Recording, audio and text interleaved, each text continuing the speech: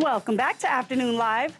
If you're hosting guests and wondering what to do with them this holiday, well, this Thanksgiving weekend is also called Wine Country Thanksgiving. Over 150 Willamette Valley wineries participate in it, and it's the 35th year that the wineries host this type of event. Here to explain more and also to give us the inside scoop on what we should be serving wine-wise, we welcome back Pat the Wine Guy is with us. Pat! Thanks, Trey. I'm so happy to see you. You say that every time.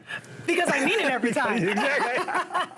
No, thank you for having me back. No, absolutely. Tell us about these, like, winery events. Well, you know, on Pat the Wine Guy, we review wines, but we also have wine information. That's what I want to talk about.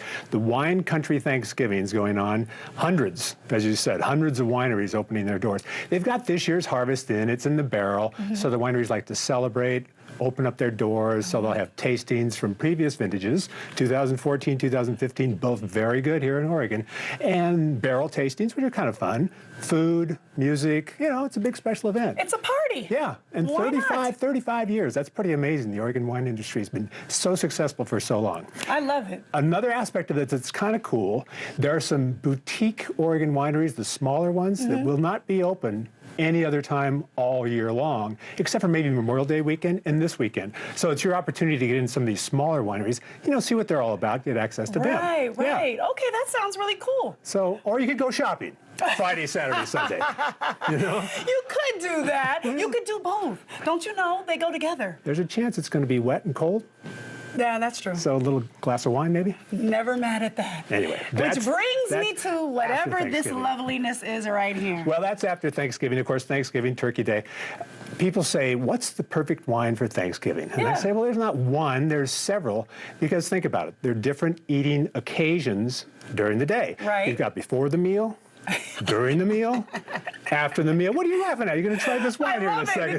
Because I love the setup. It's just like permission for me to go ahead on and sip all day long. There are different wine types that fit each one of the occasions and the food you're going to have. Okay. So every one of these wines we see today are pretty readily available around town at reasonable prices. At the Wine Guy, that's what we do. Right. So we'll start out with before the meal. All right. Now, a good aperitif, rosé. This rosé that you're going to try right now, by the way, I'm going to be doing all the talking, and you're going to be doing all the tasting. I knew I liked it when you came by here. Sounds good to me. Oh, it's nice and chill. This rosé, Chateau Miraval, it's out of Provence, southern France.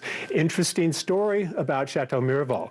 It is co-owned by Brad Pitt and Angelina Jolie. What? It is. Are you serious? Now, I have not been keeping up on National Enquirer or People magazine, so I don't know what their current status is. Right. But every time I have a glass of this, I think, who's going to get custody of the grapes? That's a great question.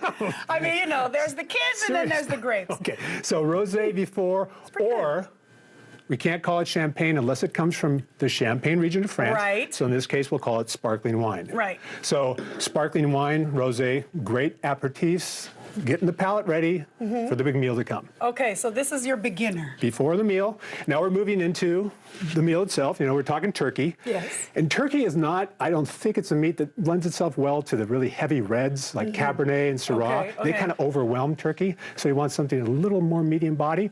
So what I brought today is a Pinot Noir, Oregon Pinot Noir.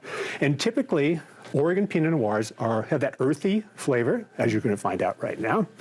And that earthiness, that medium body, I think go well with turkey, dressing, potatoes and gravy, all that good stuff that's going to be on the Thanksgiving Day spread. That's good. Now, if you want to add a white to go with your red, and why wouldn't you? I would suggest an off-dry Riesling. With them, it's not as the dessert. No. Off-dry means it's not as sweet as some, you know, Rieslings span the gamut of sweetness. There's some very sweet, big spectrum. There's some very sweet Rieslings as well as some Rieslings not so sweet. This particular Riesling, off-dry, so it's down on the less sweet side. Okay. So again, it's going to go well with everything I mentioned, the turkey and the dressing and the potatoes, but also for the sweet dishes that I know everybody has. Right. Sweet potatoes, yams, cranberry sauce. Right. The residual sugar in that Riesling holds up well with those sweet dishes. Got you. So okay, that red makes total Pinot, sense. white, off-dry, Riesling. Now we're going to the really sweet portion of the meal. Okay. Dessert. So again, it is sweet, so you need something that's going to hold up to all that sugar. Right. One wine variety, port. Oh, I do like a port. Okay. I do.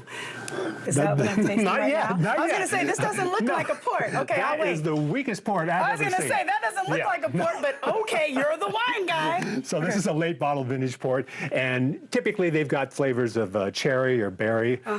Anything chocolate goes super well with port. Okay. Are you a cigar smoker?